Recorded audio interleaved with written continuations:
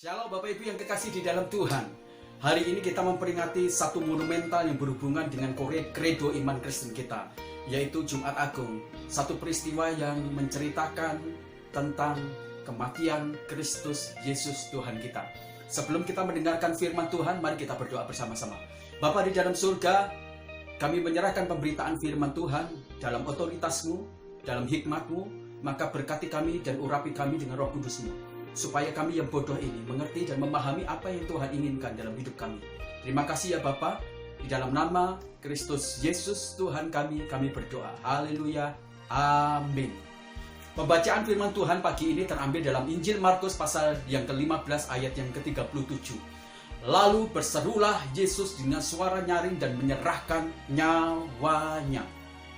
Ayat ini merupakan satu ayat yang pendek, tetapi sebenarnya memberikan satu tekanan yang cukup luar biasa. Ayat ini menggambarkan tentang detik-detik kematian Kristus Yesus Tuhan kita.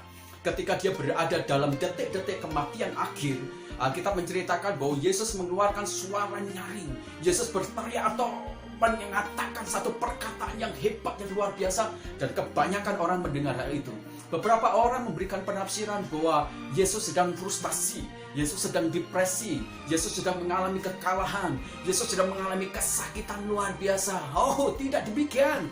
Justru ketika Yesus meneriakkan detik-detik kematiannya, menyerukan satu seruan yang luar biasa dan kemudian berkata telestai dan sudah selesai dan menyerahkan nyawanya, itu adalah bentuk sebuah kemenangan, bukan kekalahan, bukan bentuk kelemahan, tapi itu merupakan powerfulnya Yesus, kekuatan yang hebat yang luar biasa. Yesus berbeda cara mengakhiri pertandingan kematian kehidupan dia, berbeda dengan cara orang lain. Itulah sebabnya hari ini kita akan belajar bersama-sama dari sebuah kebenaran firman Tuhan dengan tema The Victory of the Dead. Kita akan bicara kemenangan di balik sebuah kematian. Dan ini akan kita pelajari bersama-sama supaya akhirnya kita yakin bahwa kematian Yesus itu memberikan satu keuntungan yang luar biasa bagi pengikut-pengikutnya, bagi orang yang percaya kepada Dia. Yang pertama, kita belajar bersama-sama bagaimana kita bisa melihat kemenangan dari kematian Kristus Yesus. Yang pertama, kematian Kristus Yesus merupakan satu kemenangan karena itu merupakan satu proses penyelesaian tugas yang sempurna di tengah kekuatan yang sangat powerful. Yesus katakan sudah selesai, setelah itu dia menyuarakan suara yang nyaring luar biasa. Kebiasaan orang kalau mati biasanya Bapak Ibu itu direduksikan dengan sebuah kebiasaannya secara umum.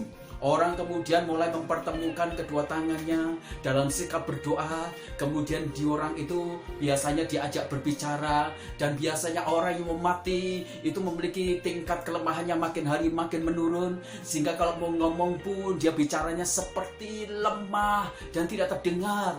Maka kita harus menyandengkan telinga kita kepada mulutnya untuk mendengarkan wasiat-wasiatnya. Tetapi Yesus Kristus tidak demikian. Ketika Yesus dia hendak mati di atas kayu salib, dia mengeluarkan suatu teriakan yang powerful, dia mengeluarkan kekuatan yang luar biasa. Kematian Kristus Yesus bukanlah merupakan satu gagalan kekuatan dia. Kematian Kristus Yesus bukanlah merupakan sebuah kehilangan dari kekuatan di Kristus. Bukan. Kematian Kristus Yesus dengan teriakan yang nyaring itu merupakan bukti otentik betapa kekuatan dia powerful. Di tengah-tengah kematian dia menghadapi dengan powerful. Kematian pun tidak bisa menaklukkan kekuatan yang dia miliki. Ini yang luar biasa. Jadi kematian Kristus Yesus merupakan proses kekuatan untuk mengakhiri pertandingan dia, menyelesaikan tugas dia dengan powerful. Biasanya Bapak Ibu, kalau seseorang misalnya mau keluar dari pekerjaan, apa yang mereka lakukan? Biasanya mereka mengurangi kekuatan, kadar intensitas dia untuk melakukan tugas-tugasnya itu dengan powerful. Biasanya orang mulai mengurangi kekuatan dia, mengurangi hati dia, mengurangi kemudian passion dia, mengurangi kemudian jam kerja dia. Tapi Yesus tidak demikian.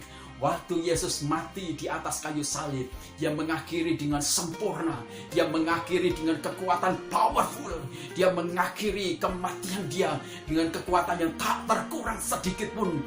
Sama dalam perjalanan dia, mulai dari lahir sampai kemudian dia melayani, sampai mengakhiri, dia sangat powerful untuk melakukan dan menyelesaikan tugas dari Bapa. Dia powerful.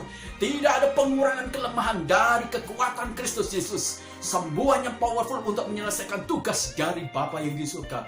Ini luar biasa. Kematian Kristus merupakan satu finishing, penyempurnaan yang luar biasa dari rangkaian peristiwa perjalanan pelayanan Kristus Yesus. Dan Yesus mengakhiri pelayanan dia dengan powerful, kekuatan yang hebat, yang luar biasa. Mau tidak bisa mencuri kekuatan dia, mau tidak bisa membuat dia menjadi lemah, tapi dia sangat powerful menghadapi kematian. Inilah Yesus Tuhan kita. Waktu Nuh dipanggil oleh Tuhan, dia katakan, Nuh kau buat bahtera. Nuh melakukan dan menyelesaikan tepat seperti yang diperintahkan Tuhan. Siapapun juga, beberapa orang-orang juga demikian. Aholiab dan semua orang yang diperintahkan Tuhan, mereka menyelesaikan tepat seperti yang diperintahkan oleh Tuhan. Orang-orang yang mendapatkan satu vision dari Tuhan, tugas dari Tuhan, dan itu benar-benar dari Tuhan, mereka mengakhiri tugas itu dengan powerful, dengan selesai, tanggung jawab yang sempurna, sampai akhirnya pantas kalau Yesus, semua penyelesaian tugas dia wonderful, good, perfect, fine, luar biasa. Itu yang dikerjakan Yesus Kristus di dalam kematian dia di atas kayu salib. Itu sebabnya kita memahami bahwa ada kemenangan di balik kematian Kristus Yesus Tuhan kita. Amin. Luar biasa. Yang kedua, ketika kita berbicara tentang the victory of the dead, kemenangan di balik kematian, yang kedua, kematian Kristus Yesus itu merupakan satu kematian yang berbeda dengan kebanyakan orang lain.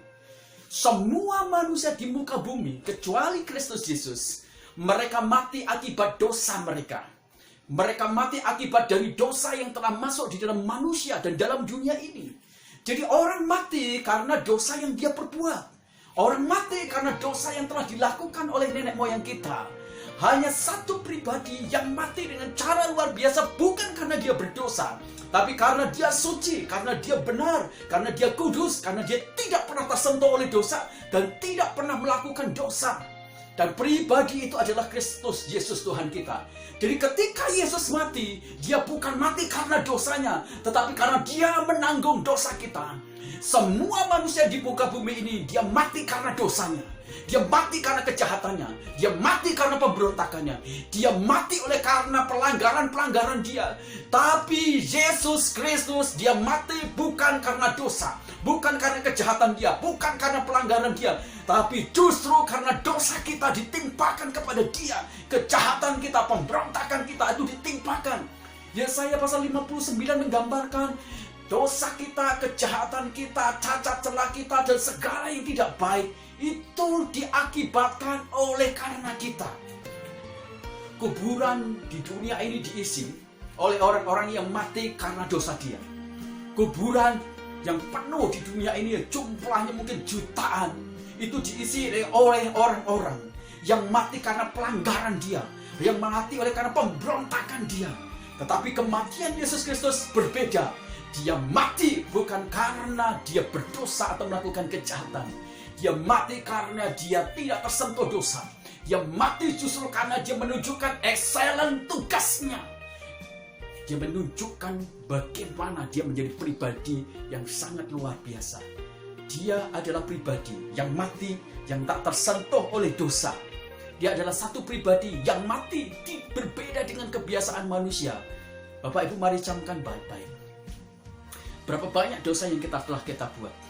Dan tahu enggak, semua dosa itu, semua pelanggaran kita, kejahatan kita yang kita lakukan, itu merupakan satu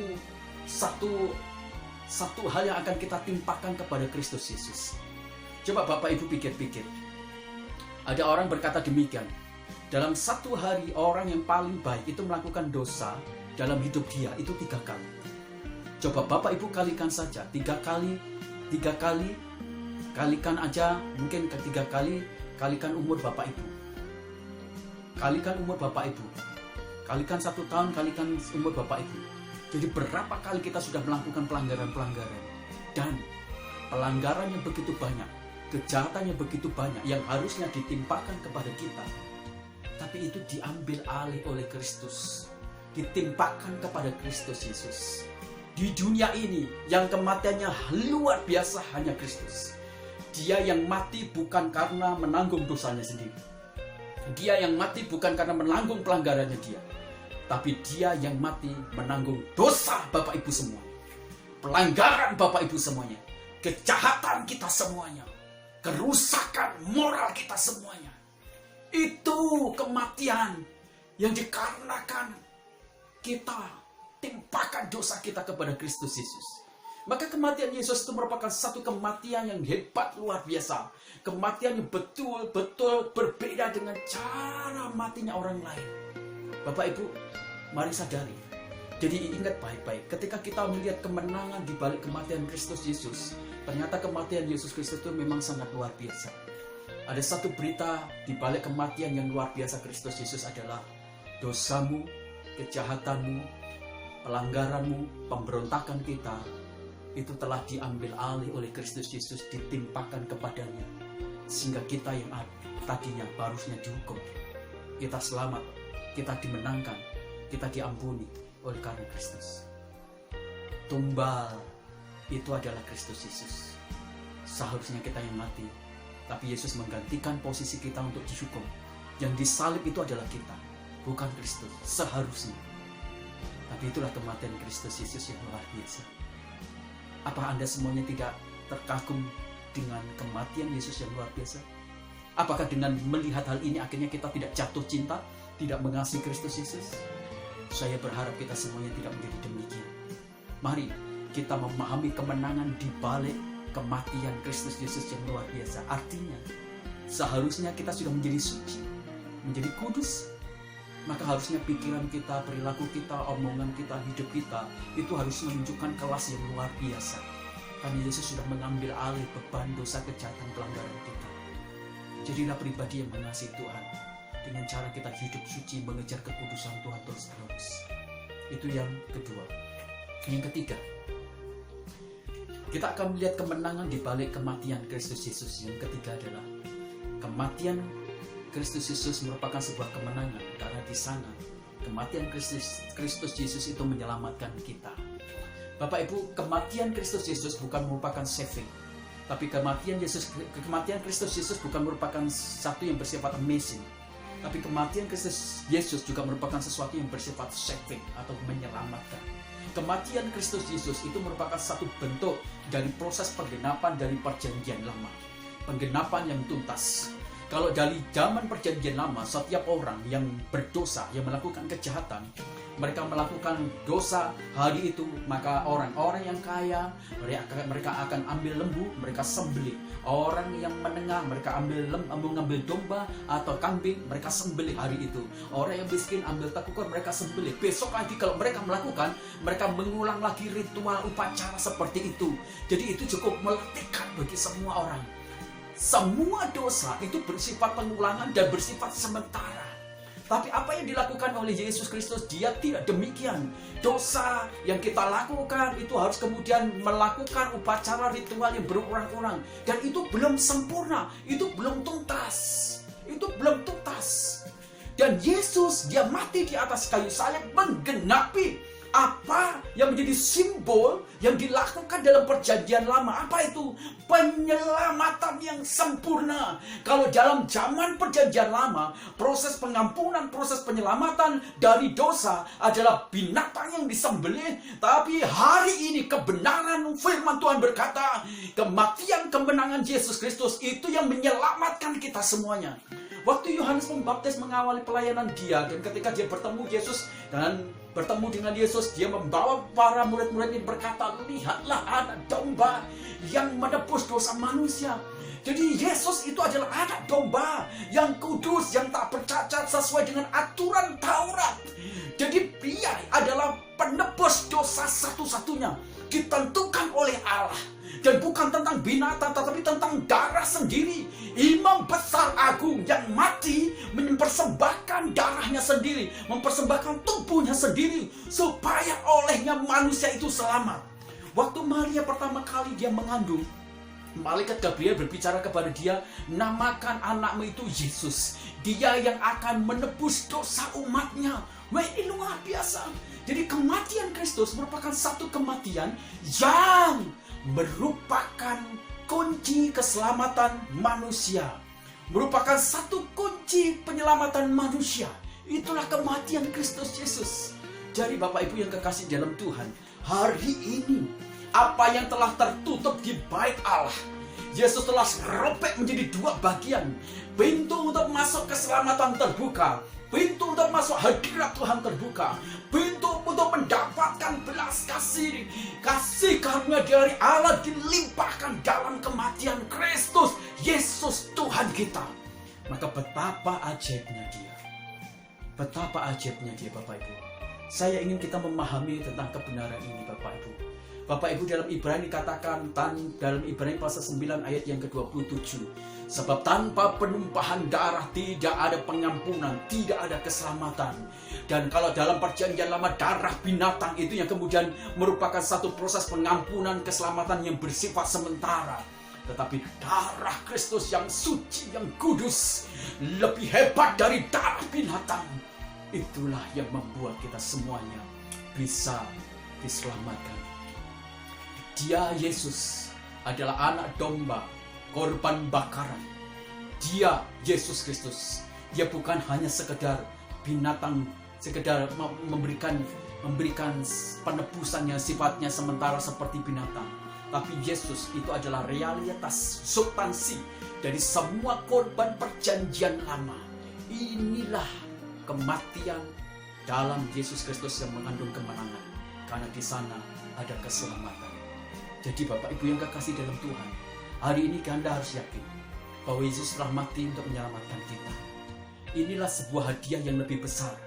Jadi sebenarnya kekristenan itu berbicara bukan tentang duit, bukan tentang bicara tentang kamu sukses, kamu kaya, kamu sehat, kamu mapan. Bukan. Kekristenan sejati itu bicara tentang keselamatan jiwamu. Ini yang sedang diporak-porandakan dalam teologi kita yang sejati. Orang dibawa kepada pemahaman yang salah kaprah. Jadi Kristen harus kaya, harus sembuh, harus sehat, harus ini. Tapi mereka kehilangan hakikat menjadi Kristen. Itu artinya diselamatkan oleh anugerah, tidak dihukum oleh Allah. Menjadi putra Tuhan, itu hakikat kita sejati. Maka jadilah orang Kristen yang paham benar bahwa kematian Kristus Yesus merupakan satu kematian yang memberikan keselamatan sejati bagi kita semuanya. Seperti firman Tuhan di dalam Kisah Rasul pasal yang ke-4 ayat 12, dia katakan, di bawah kolong langit ini tidak ada nama lain yang olehnya manusia bisa diselamatkan, yaitu nama Yesus Kristus. Mari Bapak Ibu, hari ini kita melihat kalau kita sekarang mati bersama-sama dengan Kristus, dikuburkan bersama-sama dengan Yesus, maka kita akan menikmati kemenangan-kemenangan. Jikalau kau mematikan dagingmu, engkau akan memiliki kemenangan dalam dimensi rohani. Jika kau mematikan pikiran-pikiran duniawimu, engkau akan memiliki kemenangan di pikiran rohani. Jikalau kau mematikan perasaan-perasaan dan hati dagingmu, maka engkau akan menikmati kemenangan dalam hati rohani. Dan Tuhan betul-betul dipermuliakan. Hari ini kiranya kebenaran firman Tuhan menguatkan Bapak Ibu semua. Saya berdoa supaya kita makin hari mengasihi Tuhan. Engkau hidup itu karena korban. Engkau hidup karena tumbal kematian Kristus yang luar biasa. Jangan hina kematian Kristus, pengorbanan Kristus dengan kau meremehkan. Berhenti kau dari mabuk-mabukan.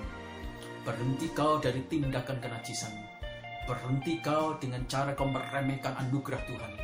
Berhenti kau bermain-main dengan dosa. Berhenti kau mempermalukan Kristus Yesus Tuhanmu dengan cara hidupmu yang tidak sesuai dengan kebenaran. Berhenti. Kau yang berbuat dosa, berhenti. Anugerah keselamatan, anugerah kemenangan dalam Kristus Yesus. Kematian yang luar biasa. Itu yang telah dilakukan Yesus kepada kita semuanya. Mari, waktu-waktu sekarang sudah merupakan waktu yang sudah sangat singkat. Dunia ini sudah berujung kepada satu penggenapan. Bagaimana kedatangan Yesus yang kedua kali. Maka siapkan diri, bertobatlah dengan sungguh-sungguh. Sebelum kita masuk dalam perjamuan kudus, mari kita berdoa bersama-sama. Bapa di dalam surga, kami berterima kasih untuk firman-Mu. Kami diteguhkan lagi, kami dikuatkan lagi, bahwa Kau mati bagi kami, Engkau menebus kami, Engkau menyelamatkan kami. Kematian-Mu luar biasa, bukan merupakan satu kekalahan atau kelemahan, kekuatan, kegagalan, tetapi merupakan satu bentuk kekuatan Engkau powerful menyelesaikan tugas dan tanggung jawab-Mu. Tuhan, terima kasih. Hari ini kami akan masuk dalam persekutuan tubuh dan darah-Mu. Tuhan menyucikan hati kami, Tuhan melayakkan pikiran dan hidup kami, supaya tubuh dan darah-Mu itu menjadi satu berkat bagi kami, yang menyembuhkan, yang menguatkan, dan membangun iman kami, sehingga kami terus tumbuh di dalam percaya kepada Tuhan. Dalam nama Tuhan Yesus Kristus kami berdoa. Haleluya. Amin. Bapak Ibu, mari angkat tangan roti di atas kepala kita sebagai tanda penghormatan atas darah Kristus, dan dengarkan firman Tuhan.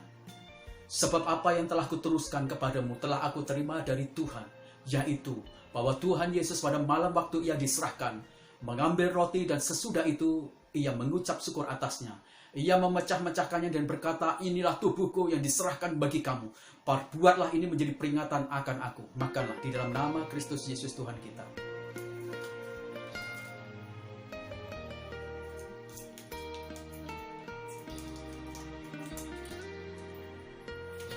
Angkat cawan tinggi di atas kepala kita sebagai tanda penghormatan atas darah Kristus yang telah dicurahkan bagi kita, dan dengarkan firman Tuhan.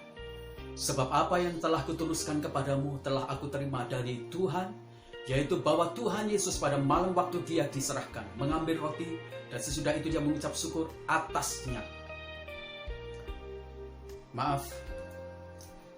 Demikian juga Ia mengambil cawan sesudah makan, lalu berkata, cawan ini adalah perjanjian baru yang dimeteraikan oleh darahku. Perbuatlah ini setiap kali kamu meminumnya menjadi peringatan akan aku. Minumlah di dalam nama Allah Bapa, Allah Anak, Allah Roh Kudus. Satu pribadi yang kita kenal di dalam nama Tuhan Yesus Kristus. Minumlah. Mari angkat kedua tanganmu mengucap syukur kepada Tuhan. Terima kasih Tuhan, terima kasih. Haleluya Kristus, terima kasih untuk kematian-Mu. Terima kasih untuk penebusan-Mu. Terima kasih untuk tugas tanggung jawab-Mu yang powerful yang Kau selesaikan. Terima kasih untuk kematian yang luar biasa, membawa tumbal bagi kami semuanya, sehingga dosa-dosa kami ditimpakan kepadamu. Engkau yang memberi keselamatan kepada kami. Terima kasih Kristus Yesus. Terima kasih, kami mengucap syukur. Terima kasih Tuhan. Terima kasih, kiranya perjamuan kudus ini mengingatkan lagi kepada kami untuk kami melakukannya dan hidup sesuai dengan kematian, sesuai dengan cara-cara yang Tuhan inginkan dalam hidup kami. Terima kasih Tuhan, terima kasih. Engkau memberkati kami semuanya, supaya kami menjadi pribadi-pribadi yang terus menyenangkan hati Tuhan. Terima kasih. Akhirnya Tuhan, kami berterima kasih untuk kasih anugerah kematian Kristus Yesus Tuhan kami. Jemaat, angkat kedua tanganmu dan terimalah berkat Tuhan. Kasih sayang dari Allah Bapa kita lewat anaknya Tuhan Yesus Kristus, yang telah mati di atas kayu salib menebus segala dosa dan kutuk kita.